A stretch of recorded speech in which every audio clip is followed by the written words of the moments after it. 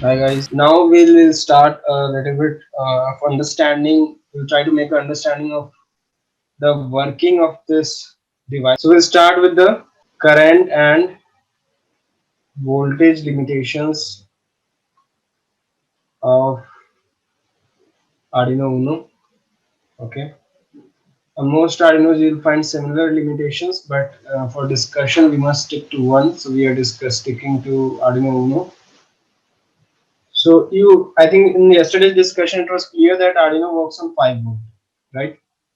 So Arduino needs 5 volt. That is it. The microcontroller demands 5 volt, but you're seeing that in we have a voltage regulator there, right?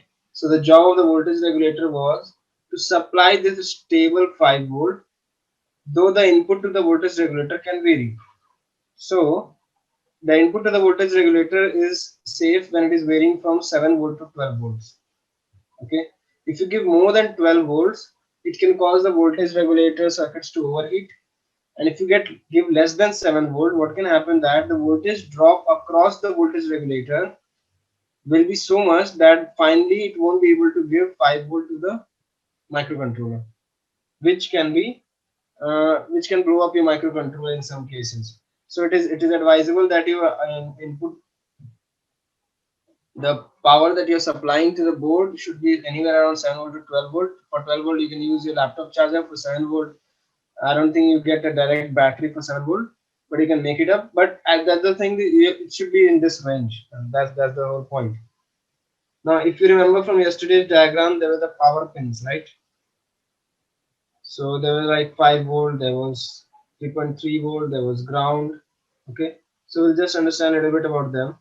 So this 5 volt actually, it is the regulated 5 volt output from the voltage regulator. The voltage regulator that we have on the board. Okay, so for example, the input is 7 volt to 12 volt, and it gives two outputs, 5 volt as well as 3.3 volt, because there might be some circuitry which require 5 volt and there might be some circuitry which require 3.3 volt. So this 5 volt is actually the regulated voltage output from the voltage regulator. So it is stable, it is safe. You can give it to your components or any peripheral that you want. Okay. And but this, from this 5 volt you can draw a maximum of 400 milliamp of current. Now this is a very important limitation. You must remember this. You don't need to remember the exact value, but remember that this is around 0.5 amp, roughly 0.5 amp. You can remember the rough value. So you can. It's not that any equipment that wants 5 volt you can connect to it. If the equipment tries to draw 2 amperes, you cannot connect it to it. Connect it to your board. It will fry up your board, and then you can make omelette on it. Uh, so yeah, this is the current requirement for this 5 volt pin.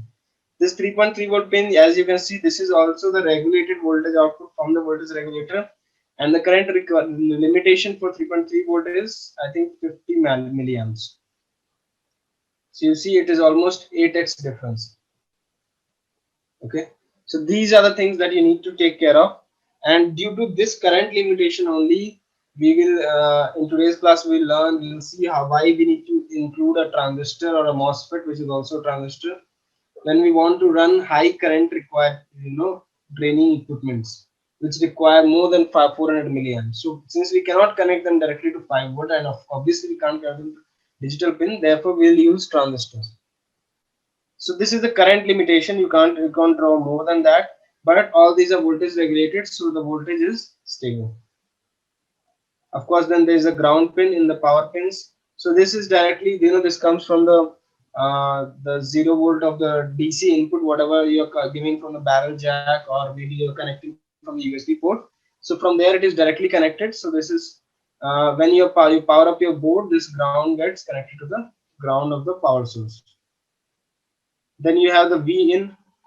I think you remember what was this. This was an alternate way of powering the board, and it is connected to the input side of the onboard voltage regulator, which means this was a voltage regulator, 5 volt, 3.3 volt output, and this is the input side where you connect your USB or your power, barrel jack, power jack.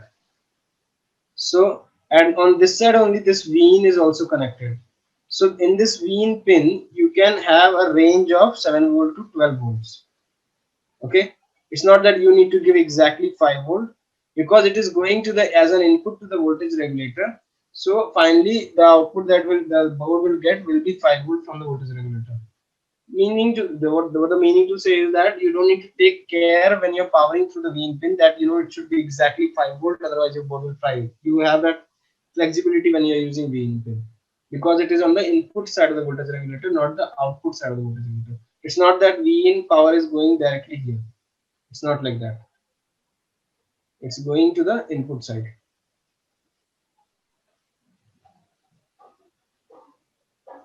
Now we have the digital pins.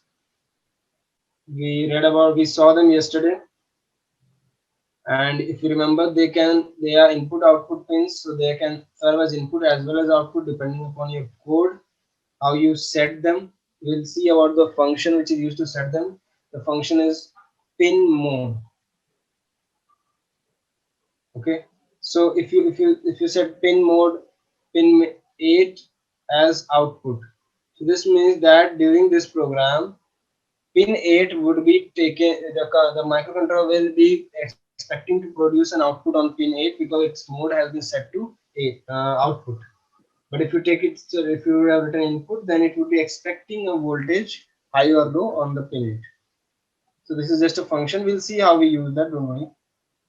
Remember that digital pins operate at 5 volt, means if they are giving high, then they will give 5 volt. If you're giving low, then they will give 0 volt. But there is a doubt which might come in you with you when you are using this digital pin, that there is a 5 volt pin here also.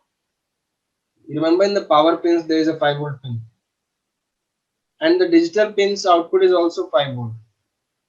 Then why can't we use digital pins only? The reason is that the current limitation on digital pin is 40 milliamp, means you can't draw more than 40 milliamp from them.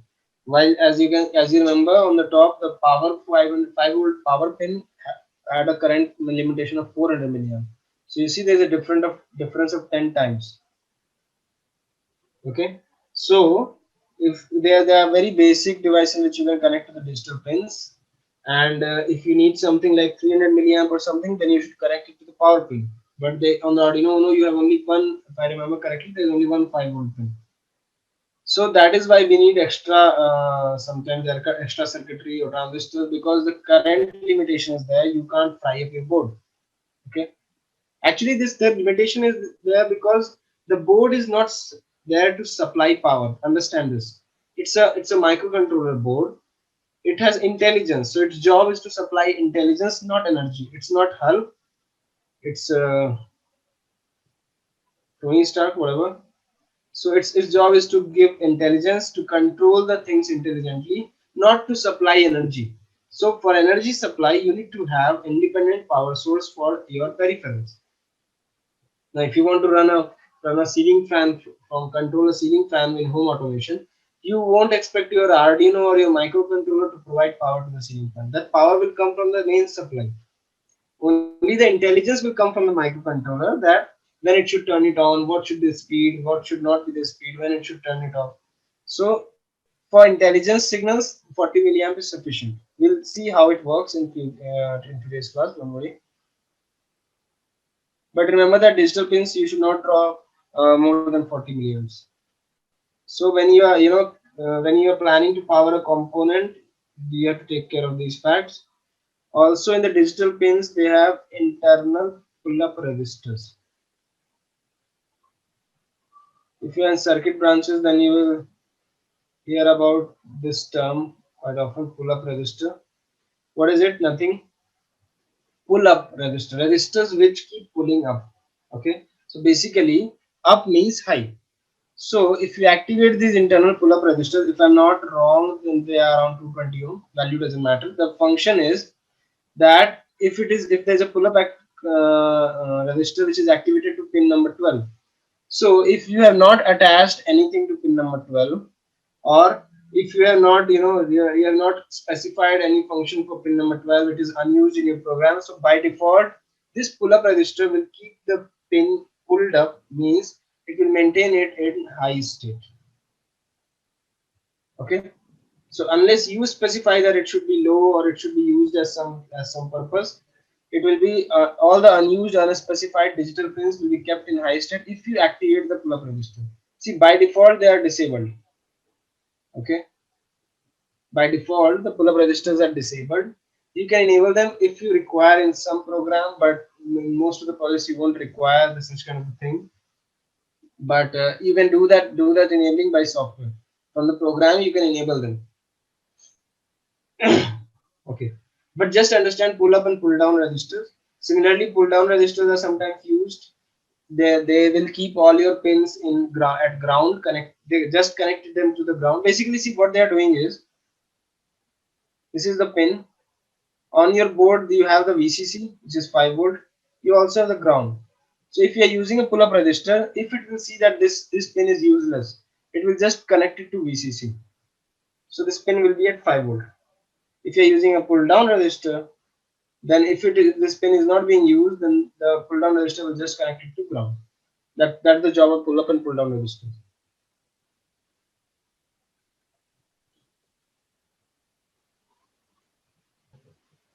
See, there might be some application. There is a pin. Okay, pin number 12. Now there are pull up registers in the Arduino board. In Arduino Uno, there are pull up registers, not pull down registers, but they are disabled by default. Now, if you enable them, what will happen? Suppose in your program you are only using pin 8 and pin 3. So all other digital pins, there are 14 digital pins, right? So all other digital pins, the rest of the 12 digital pins are unused. So when they are unused, if you have activated the pull-up register, the pull-up register will, the pins that you are not using at that time, it will automatically connect it to the 5 volt which is available on the, internally it will connect it to the 5 volt which is available on your board. Okay, so if you measure, if you take a voltmeter and you measure the voltage here on pin 12, you will get 5 volt. It will be automatically high, so it's basically pulling it up means high. So this is high and 0 is low. So pull up resistors automatically pull up the pin to the high value. That's the meaning, and you keep it there. There might be some applications where you might need it, but generally you don't need them. It's just for understanding. I hope you have understood it. Is it clear on? Hmm. Okay.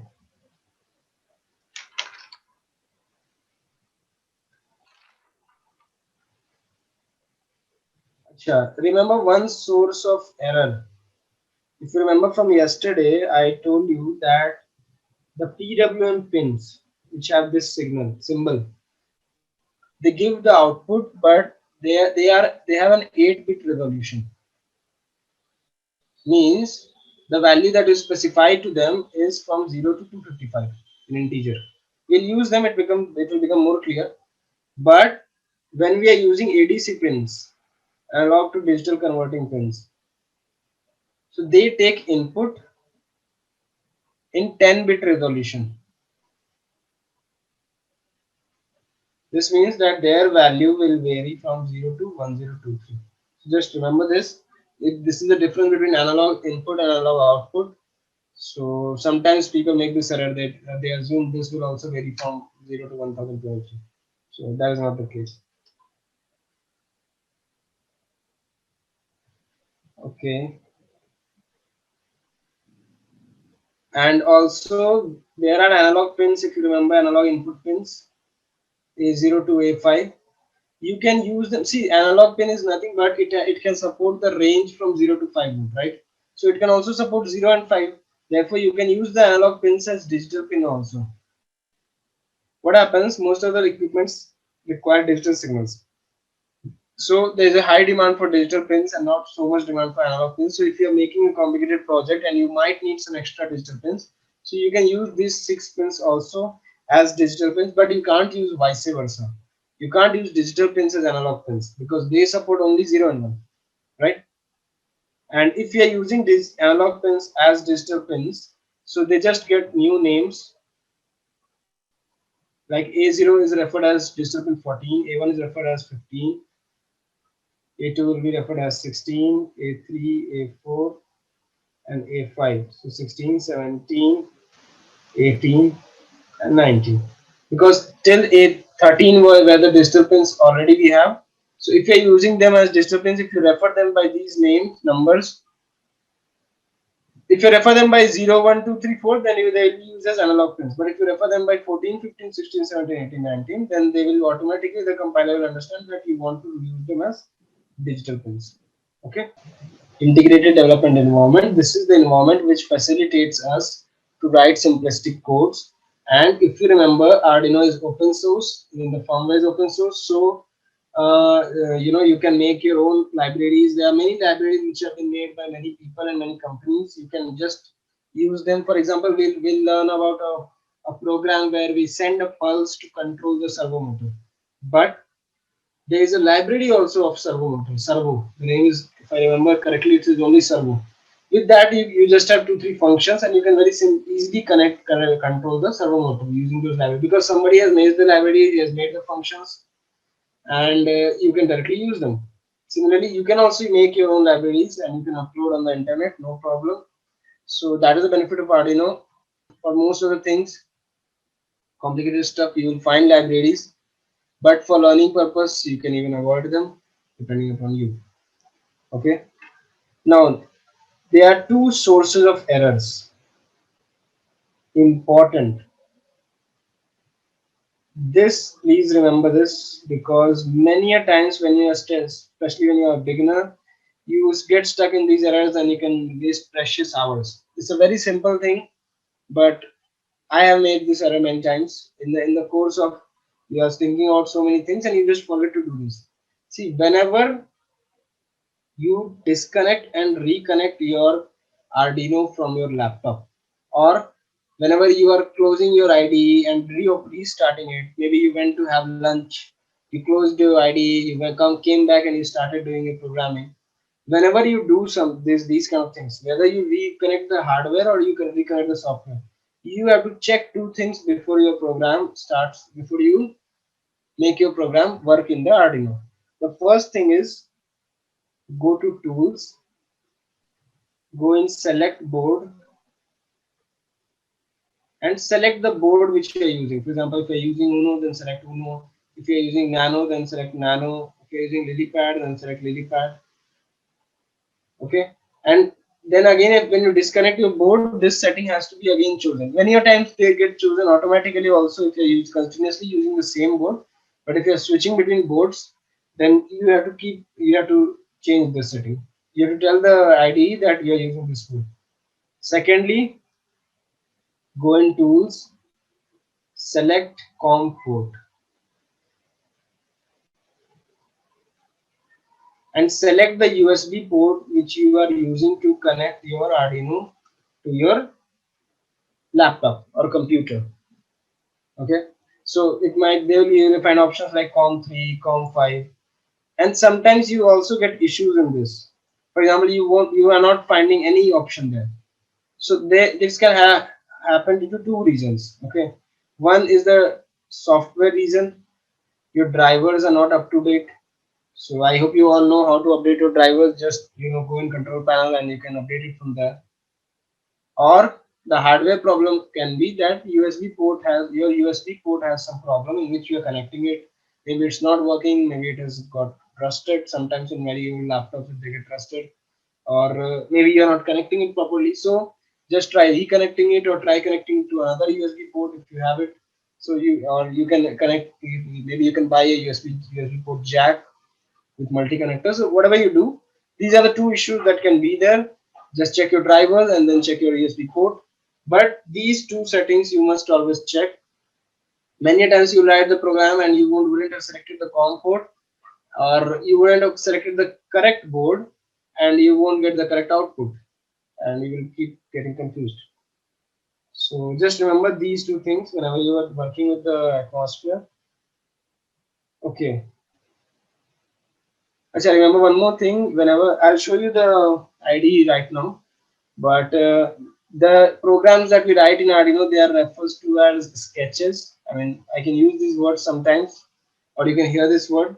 Sketches means the program that you write, that's called sketch, and the programs are stored with an extension .ini. So this is the extension for Arduino codes. I'll first show you the Arduino IDE here. This is how a window of the Arduino IDE will look. Okay, you don't need to remember these terms, they are just wasteful. Just remember that this is the part where you write your program. It's called text area, I think they call it text area, doesn't matter. This is the message window area. You get your outputs here. I mean, if it's not on the serial monitor, some errors if you are getting, or in many programs you can give input from there. So these are the parts, and this icon that you see here, this is verify. Or verify, basically it compiles your program. So for example, if you've written a program but you don't want to upload it and check because you are afraid that you might fry up your board, so first you can compile it from here. If there are some compilation errors, they will show you here in the message window area, and then you can correct them, rectify them. And this is the button which you use for uploading uploading your code to your board. Okay, so but before uploading, it also compiles the program. So if you are confident with your programming, so you don't want to compile before and just upload it, it will first compile and then upload. Okay, and this icon that you see here, this is the serial monitor. This data communication, serial data communication that happens between your laptop and the board, Arduino board, you can monitor that from here. Okay, and there are programs in which will do that. There are functions to do that, and yes, this is the Arduino environment. See, if you go in file, you can find examples. So there are many basic examples which are already provided to you by the Arduino, by the IDE. So you can, maybe you can open one and like Blink. So in file you can find some basic examples. Here you can see the serial monitor. Right now it won't work because there is nothing connected at COM5. From tools you can select board. Okay, maybe last time I might be working with Arduino, so it is connected there. And port will be connected, option will come only if you have connected some board. Okay, so this is the, see, verify, upload. So this is just to get you an idea of the this Arduino IDE, and you don't exactly require it always. You might use Tinkercad also, the way we will use in future classes. I hope this is clear. Okay, so you can see the rough layout of your sketch, Arduino sketch. So you can see the two parts here. Unfortunately, I can't write on the screen, but I can speak. So void setup and void loop. Okay, it's written also in comments. You can easily read that. Void setup means anything that you need to set up before your code executes. For example, if you need to set up that your pin 8 should be output pin and your pin 9 should be input, so you can set it like this: pin mode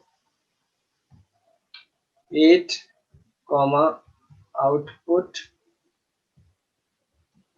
and pin mode 12 comma input.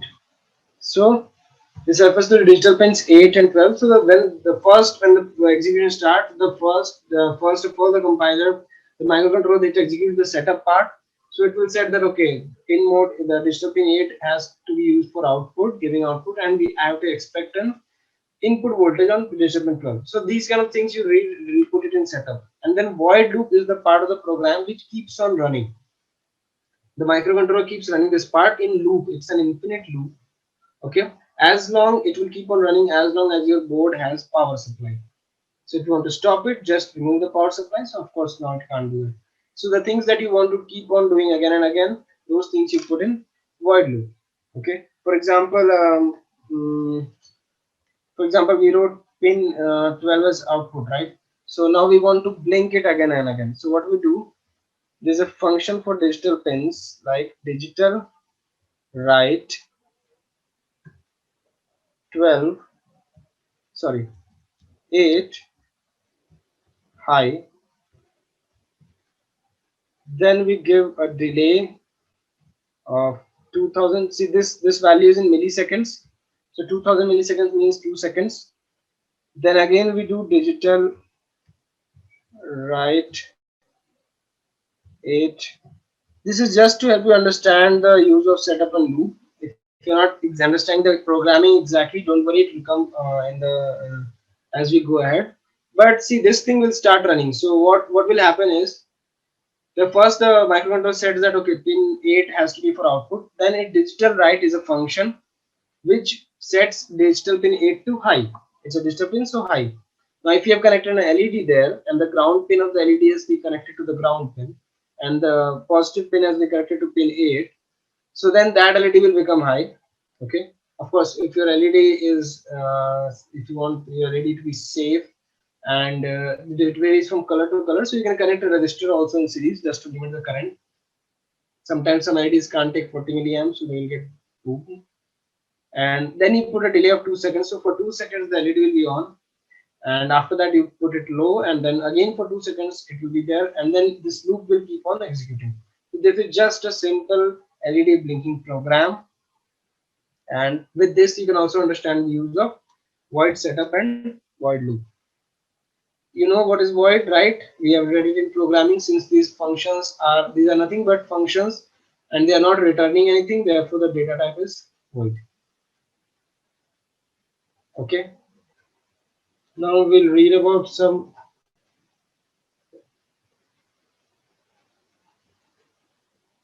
Yeah. Now we'll read about some functions, because unless we have an idea of functions, we can't start working with even simple programs. So you already see some of the digital functions, right? Digital functions like pin mode, then digital write, and then digital read, right? And if you have noted, it's a case sensitive. So pin mode may M is capital. The first word always starts with small, then the second word without space, the first letter is capital. So this capital actually helps us, that makes the commands more legible. So it's easier to write them instead of if you write them in continuity in small letters. So the R is capital, W is capital, N is capital. So just remember that. Similarly, we'll have some commands for analog pins. Analog functions are A0 to A5 pins are there, the analog input pins. So for that we have analog read. Okay, so this function is used to read the analog value from there, and its output is integer. For example, we can use it like this: int val is equal to analog read 0. So 0 by 0, it means that when it is reading, it refers to these analog pins. So sorry, 0 refers to A0. Okay, so it will just read the value from there. You know the value will be something from 0 to 1023, and this will be stored in the variable val. Okay, then the second function that you have is analog write. Just remember that analog write is not done on A0 to A5. They are analog input pins. Analog write is done on PWM, digital PWM pins. You know there are 6 digital PWM pins. I don't remember the numbers, but you can easily find them from the picture when you have a board. The pins with this sign, they are PWM pins. As far as I remember, pin number 9 is an PWM pin. So analog write, you can easily use it like this. For example, analog write 9 means pin number 9, and the value, for example, 255. This is the highest value that you can give. So this value will be set on this pin. Okay. Remember, it can only be used on PWM pins, not on any digital pins. Okay. This is screenshot of a program which I would like to show to you. So this is a program for you. They are just what they are doing is they are reading analog value from a potentiometer. Just remember that there is a potentiometer. One end of this is, I think I told you this, 5 volt, then it's ground, and there's one data pin which is directly connected to the analog pin 0. Okay, so it is connected to A0. So we have to read the value from A0. Okay, and then that accordingly that value we have to set on the LED, which will be connected to a PWM pin. Okay, that PWM pin which they're using here is PWM pin 10. So PWM pin 10 to pin 10, there's a resistor for safety of the LED, and then there is an LED which is connected. Okay, So this LED's intensity, now we have connected it to a PWM, we are giving it a PWM signal. So its intensity, it's not just high and low. Its intensity can be controlled, and that we have to control from the potentiometer. So as we rotate the potentiometer, if you make it high, the LED will glow brightly. If you make it lower, then LED will become dimmer and dimmer. So this is the program for that. We'll just try to understand it. So just pin numbers we have stored in variables. They are not required. You can directly write them here also, but it's okay. It's a good coding practice to store it as a variable, because in case you change your pin structure, instead of 10 you connect the LED to 13. So you just make this 10 here 13, and everywhere it will work. Otherwise, if you have written a long program and everywhere you have used 10 10 10, so you have to change it everywhere. That is why we prefer to write it in the beginning of the program. Okay. Now void setup, nothing, no setup is needed. See, setup is only needed for digital pins. Why? Because digital pins can be input as well as output. But analog pins A0 to A5, they are already always working as input pins. Okay. And when we are using PWM pins, we use analog write functions, so the compiler already knows that you know it's being used as a PWM output signal. So therefore, no need of a setup, anything to write in the setup. Then you come to void loop. See, values are being read from the potentiometer, right? Now this value that is read, it is varying from 0 to 1023. But the value that you have to write on the LED PWM is from 0 to 255. So you see this is 4 times less than 1024. So you divide it by 4. You scale down it by 75%, and then you just analog write on the LED pin the value. And you see there's no delay, so these three commands will almost be executed in no time. So as you rotate your potentiometer, the intensity of the LED will vary. If anybody has any issue in this part, please ask. Okay, time function. So we'll use some time functions. As you know, there is a crystal oscillator which helps us to keep track of time. So this also gives this just uh, there is a function called delay. You have already seen it. The input is in milliseconds. So if you want to give a delay of 3 seconds, so we write delay 3000. Okay, and there is another time function called millis. So what it tells you in milliseconds, see, this is a very sometimes when you want to test with the when you want to make your program more perfect, you want to write a program which takes lesser and lesser time to execute, especially when you're making very long programs. So even if you're saving half a second, so it's a good practice, especially in corporate world. So millis function, what it does is it tells you how much time has elapsed since the microcontroller started executing the first line of your code. Now, what does that mean? For example, this is your code, and here you print the millis value. So, if this part took 3000 milliseconds to execute, I'm just saying it won't take that much, then the value that millis will give will be 3000 milliseconds. Now, if you improvise your program somehow that this value now becomes 2000 milliseconds, this means what? That you have made your program better, you made it faster. So the time that has elapsed from the beginning of the execution, that is given by millis, and the output is stored as a long data type. Mostly you won't need to use it, but I've just told you for the sake of knowledge. Then we have math functions like main functions, main x comma y. So if you write this, it just returns if you program p. So the minimum value of x and y is returned. It's a mathematical function, very easy. And these x and y can be any mathematical data type. I mean, they need not be integer only. They can be float also. They can be long also. They can be double also. Anything. Okay. And similarly, there's a max function. Okay.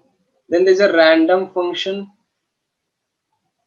which, for example, if you give random min comma max, so in this range it returns a random value. For example, if you write this 3 and you write this 300, so it will return any random value between 3 and 300. Okay, This function in Arduino has a limitation that it cannot completely think of it on its own. So you have to give something to it. Either you give it min max, you can also give only max, for example, random 500. So it will give any random value before 500. Or you can also give it seed value. There's a function random seed, so you can give it a seed value, and starting from there, it will try to get a random number around that. Okay. But if you again give that same seed value, it will again give that same random number. Okay. Now let's come to the serial functions. See, remember we saw this. There's a button for serial monitor in the Arduino IDE, right? And you remember that this all is happening through the USB port of your laptop, which is working through serial communication. So this serial communication, I think I told you yesterday also that serial communication happens bit by bit. So the speed is specified as bits per second, or BPS.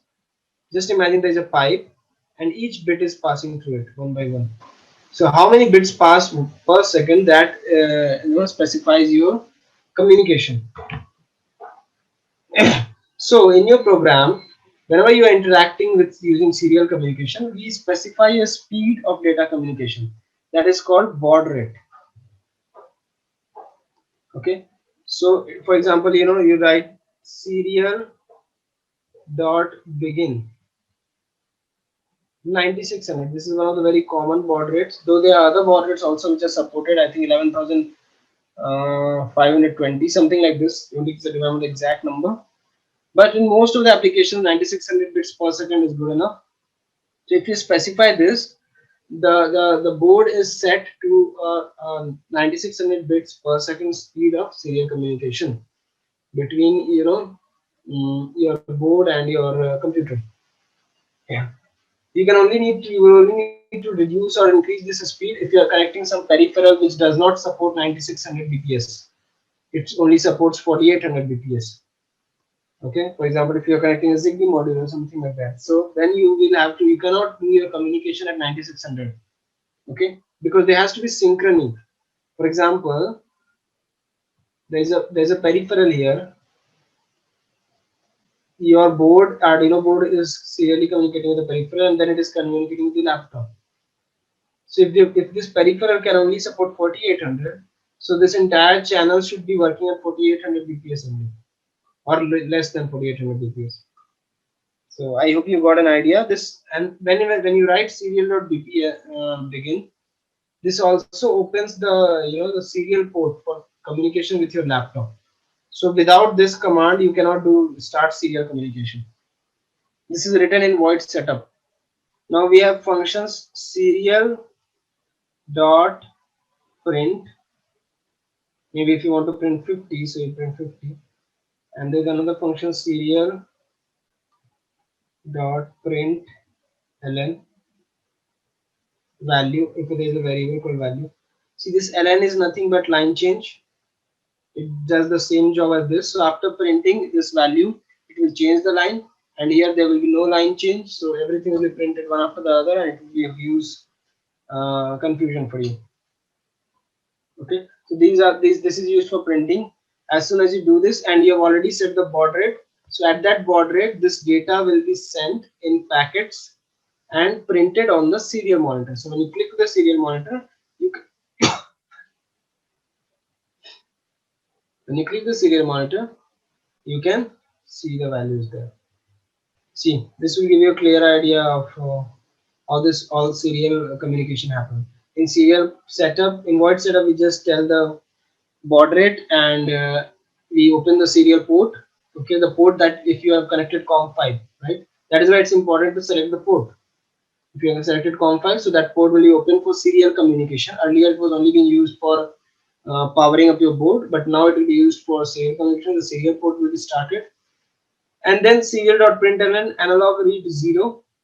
Okay, so from the 0th pin, the analog value will be read, and it will be just written on the serial monitor, and after at intervals of 1 second. Now you can also ask that we haven't connected anything on the A0 pin. Yes, If we have, even if you haven't connected anything, see this pin is exposed to the atmosphere and it's an analog pin. So you will get any random values there. It's not a digital pin. So you get some random value, maybe 12, 5, some random values are generated there. So you can directly read that as a random value and just print it for testing. Now let's see some simple trial of the digital inputs. Hold a second. So this is a simple program. Instead of doing it in OneNote, I'm directly using it from the book. So this program is what it is doing is, I think we have already done this, right? Yeah, I think I gave you an idea of this program earlier only when I was explaining void setup and void loop. But still, just to get an idea, here they are using LED on digital pin 13, and if you're using the LED on digital pin 13, you don't need to connect an external LED. Why? Because there is an internal LED already soldered on board to pin 13.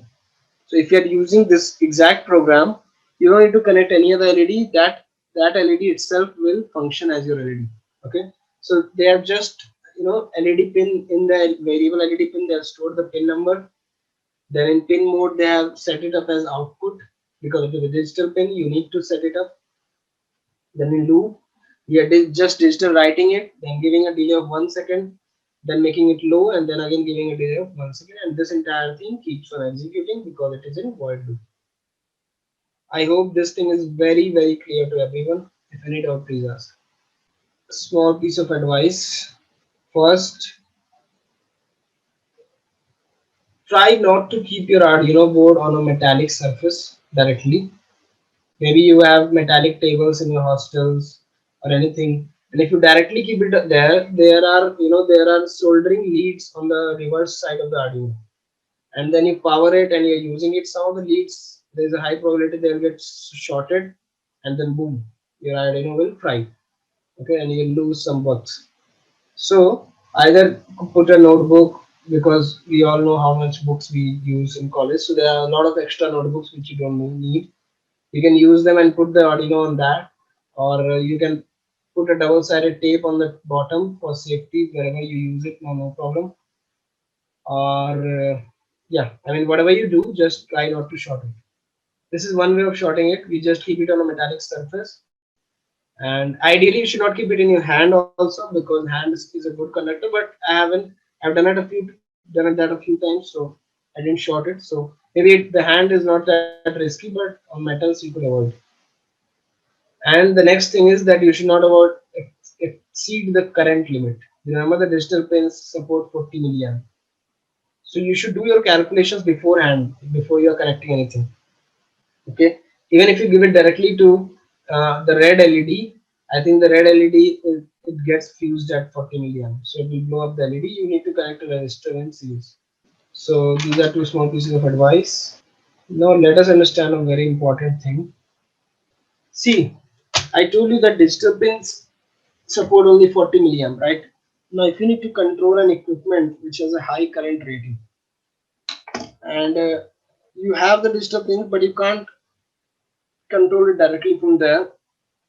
So, problem is that you can't just do it like this. See, for example, this digital pin 13. Okay, so you can't connect your equipment directly here. The other side at the ground, and you can't make it that okay at 5 p.m. I'll make it high and at 6 p.m. I'll make it low. As soon as you make it high, this equipment will draw so much current that your Arduino will fry. Okay, then you can only make an omelette there.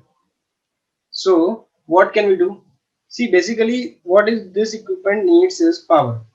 What you are trying to do is you are trying to supply that power from Arduino, which is not the purpose of Arduino. What we want is we want just Arduino to send a small signal of 40 milliamp, and we want some mechanism by which we can detect that signal. If the signal is coming, we'll just supply power to this. And if that, for example, if you were a person, I could make you stand here and you could hold this wire here. When the Arduino gives 40 milliamp, you could just switch on this device. You just connect it to a switch, power it. Maybe it needs 12 volts, so just power it. And if you get high signal from here, just close the switch. If you get low signal, just open the switch. So this will work, right? So now instead of this person, we'll give it a name to this person. This person is a transistor. This transistor will do the same thing. It will just detect this for small, fragile 40 milliamp signal from digital pin 13. If it is high, this transistor will work as a switch, okay, and it will close this switch here, and the device will get power. And if it is low, the signal is low, then it will open the switch. For those of you who are hearing this word for the first time, it's not a complicated device. It has three legs. Okay, it is rupees 1 to 2. Its cost is most transistors. You can get it in TV repair shops, fridge repair shops. Okay, now we'll understand how it works. You can also use a MOSFET. I think in the book there's an example with MOSFET, so I'm not giving that example. MOSFET is also a kind of transistor, connector, base, emitter. Now see what we'll do. Let's try to make a circuit. For example, this is pin 5. Okay. Now I'm connecting it to the base of a transistor. Now here we are connecting a motor, because DC motors they require a lot of current and you can't give them directly from the digital pin. And we connect it to a 12-volt supply here. The transistor that I've drawn here, is it an NPN or a PNP? NPN? No, PNP, yes. See, this arrow can tell you. This arrow, it is coming from there, so this is P, this is negative, and this is P, PNP transistor. Now for safety, we don't want, even if though that we actually you don't require it, the base, this is the base, so the base current is already very low. But still, if you feel like, you can connect a 1K resistor here for safety, no problem. And since it is an inductive load, this load, so for inductive loads we connect a diode for safety. I'll tell you why we do it. But for most of the other loads you won't need it. Okay, this just what it does is, when the motor is not working, while it was working, it connects some residual flux, so that has some charge, so we want to discharge that, therefore we use a diode here. And diode only allows current in this direction, so it won't allow this 12, it won't drain this 12-volt source, it will only drain the motor voltage, residual voltage from the motor. So for that we need the diode. But if you don't have an inductive load, then you don't need the diode. Okay, so this is the extra information. I'm just erasing it for now so that it doesn't confuse you. Now see how this works. What happens is, when this pin 5 is high, okay, here, see, this is PNP transistor, right? So this base has to be negative. Negative means zero, ground. So if you make this pin 5 ground, I mean zero, so this N will get activated and this current flow will be facilitated and this motor will be on. So motor is on. But if you make this pin 5 high, then this current will be abrupted here, this current will not flow and the motor will be off. And as you can see, the power of the motor is coming from the 12-volt supply, so our Arduino is safe. Okay, so this entire circuit, it's basically working like this: motor, 12-volt, there is a switch and ground. So the transistor is working as a switch to switch on the motor and switch on the motor. Of course, there's a diode there, but just avoid it for better clarity. Okay, now just tell me, what if I make it then an NPN transistor? Again, I'm not drawing the diode just for so that you get a clear view. But keep in mind, for inductive loads, it's supposed to be there. As you can see, this is an NPN transistor.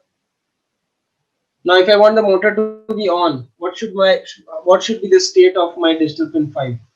High or low? High, right? Yes. So if 5 is high, motor will be on. I hope this is clear, guys. Please understand this properly and take some time to absorb it if you want. Now see, this was a very important part actually. Okay, many people fry their Arduinos when they don't know this, first of all, or they have an error executing this because they don't understand. Means sometimes there's a confusion about how to use the transistor as a switch, and they use NPN transistor, and they give commands like PNP, and they think, why is it happening opposite? Of course, nowadays you have internet, so it's easier to solve these issues. But there was a when I was working on this transistor problem. At that time, Geo was not there, and internet was too much expensive. So that time, I remember that it took me a lot of time to figure out what was happening, because I just knew that I had studied it in MS standard 11th or 12th, that transistor can work as a switch. But I was not understanding how here it is working as a switch exactly, because in 11th they don't give you, it's not, it's not taught from that clarity point of view.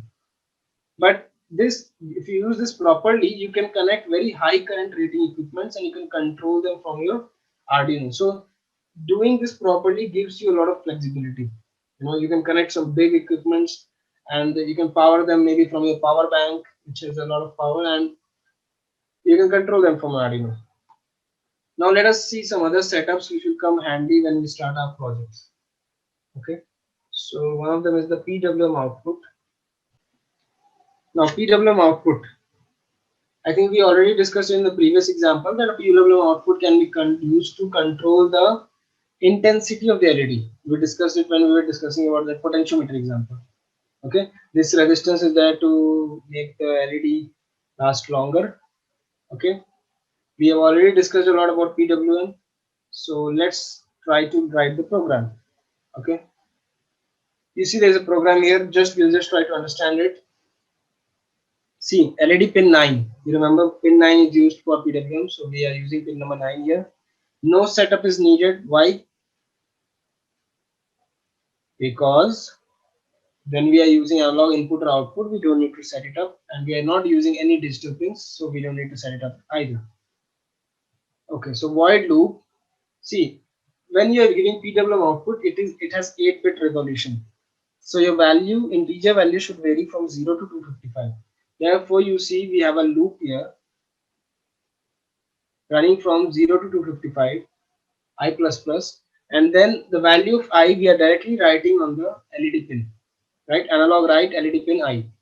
So, and we are giving a delay of 100 milliseconds, that is 0.1 second. So in every 0.1 second, the brightness is getting increased. So in 255 0.1 seconds, that is 25.5 seconds, it will slowly reach its highest intensity, and then it will start coming down, declining, because then we are putting a loop from 255 to 0, and we are again analog writing it to the pin and delay 100. If you want to make it faster, if I want this to happen faster, I mean I want it to brighten up faster and dim even faster, what should I do? Decrease delay. Yes, if I make delay 10, then it will become faster. Yes. So I hope this program of PWM output is clear. See, these are program snippets. When we understand them, it will be very easy for us to understand what can I say, the hardware projects that we'll do, because they'll be mostly using these components together. So when you understand them separately, it will be very easy to club them together. Now potentiometer input, yes. See, I told you that potentiometer is basically a potential divider. So if anybody would have some doubt in potentiometer, I'll just explain it a little bit, because many might not be from circuit branches. See, for example, this is 5 volt, and see, this is one leg of the potentiometer which is connected to 5 volt. We can connect it to 12 volt also, no problem. Another is connected to ground, and the another leg is actually movable. Okay, and this is connected anywhere you want a voltage. So if you connect it to an analog read pin, for example A0, and the other end, of course, it is connected to pin, the voltage that you get here will depend upon the position of this cursor. So there is a knob on the potentiometer.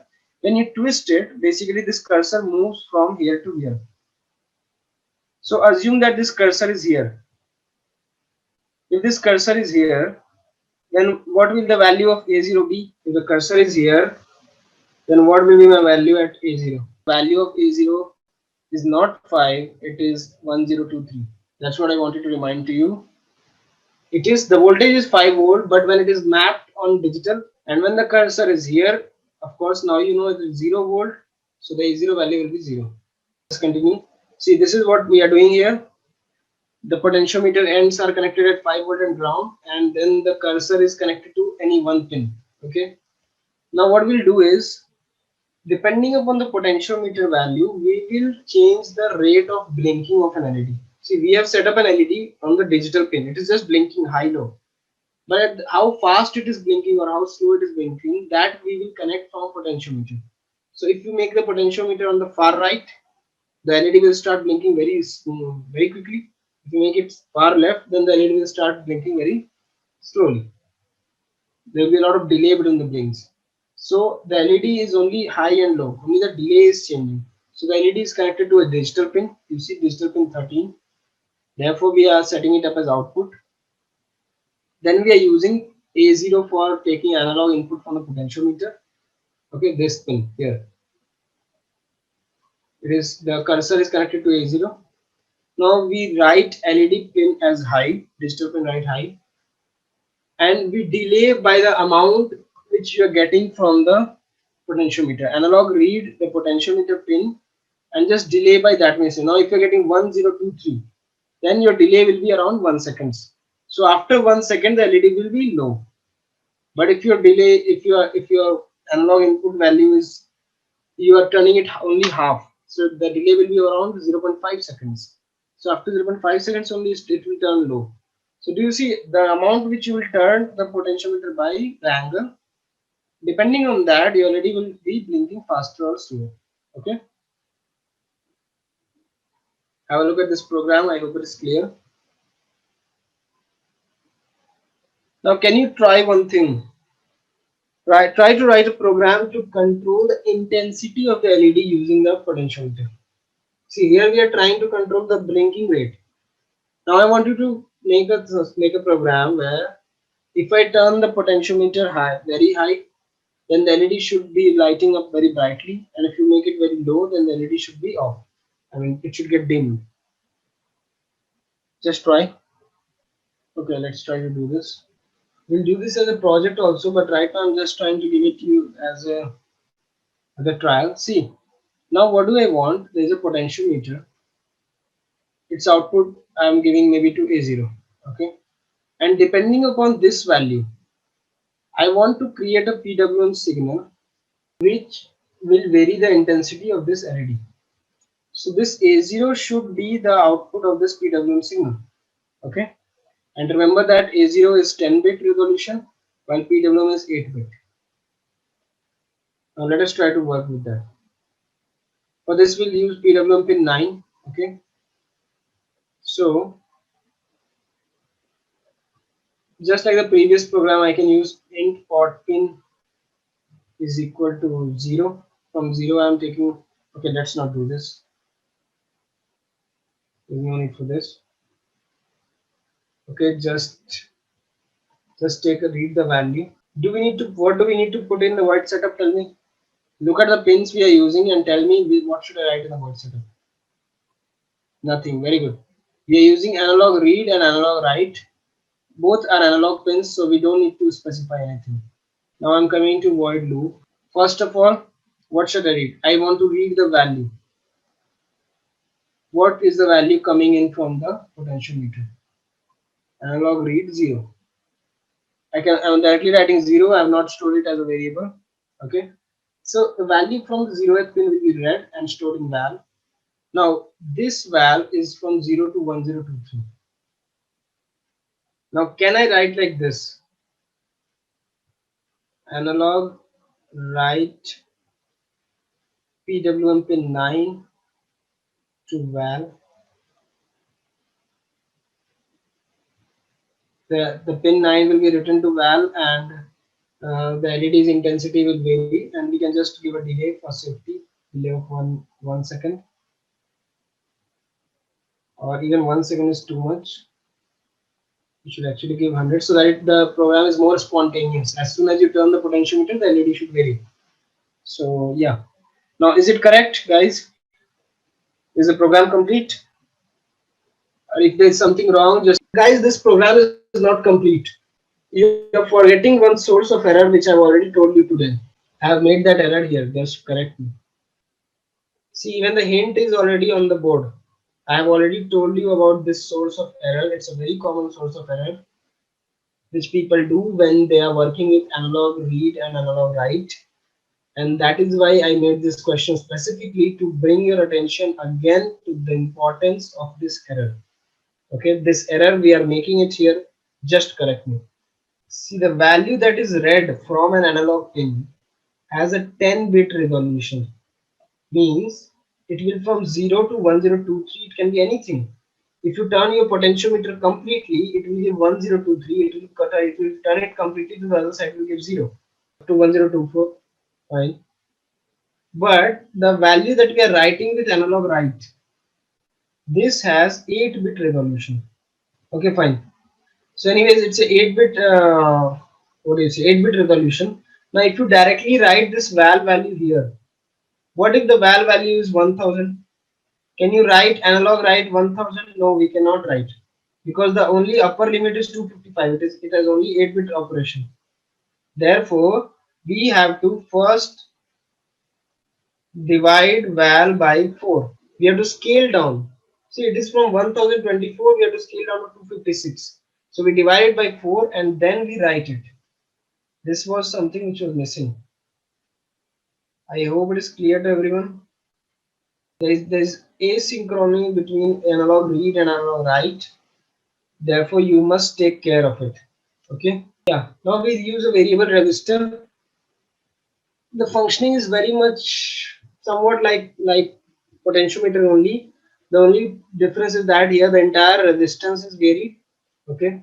Now as you vary the resistance, of course the potential will vary. So the overall significance is the same as a potentiometer. We are connecting it. As you can see, it works as a potential divider. The other resistor is fixed, but this resistor, as you change the value of the voltage in between will change, which will be read by the analog read pin. Okay. Now here what we are trying to do is dimming and brightening will happen, but how fast it will dim or how fast it will brighten up, that we have to control by potentiometer. Last time we were controlling how fast it is blinking. For blinking, we were just connecting the LED to a digital pin. But here we have to dim and brighten. So we'll connect it to a PWM pin. Okay. Let's see a program. See, PWM pin is used to connect the LED. The potentiometer, sorry, the variable resistor is connected to the point is connected to analog pin 0. Nothing in setup because we are using analog pins. Loop. Okay. Now let's see a delay. There we are creating a delay val function here. Int delay val. Okay. Now let's see what it is doing. It is creating it is reading the analog pin that is from the variable resistor, analog reading it, then it is dividing it by 8 and then it is returning it the value to the calling function. Now we'll understand why it is dividing it by 8. Now see, in the loop function, first we are trying to brighten it up from 0 to 255. Now analog write LED pin I, and the delay is the value which is returned by the delay val function. Okay. So the delay we don't want very high. If you don't divide it by 8, the analog read function can give 1023 or 1024. So the delay will, if you send it directly, then it will be 1 second before it goes to the next level of brightness. And there are 256 levels of brightness. So that is why to make the delay less, we are divided by 8 here. Now that much delay is there. This way the entire LED will brighten up. Then again we have to dim it. We set the values from the loop, but the delay is got from the delay val function. Now depending upon how you turn the resistor, this delay val function will return different value, and therefore the speed of dimming or the speed of brightening of the LED will vary. I hope this is clear. If there's any doubt, please ask. So that should be it for today. Okay, let's call it a day.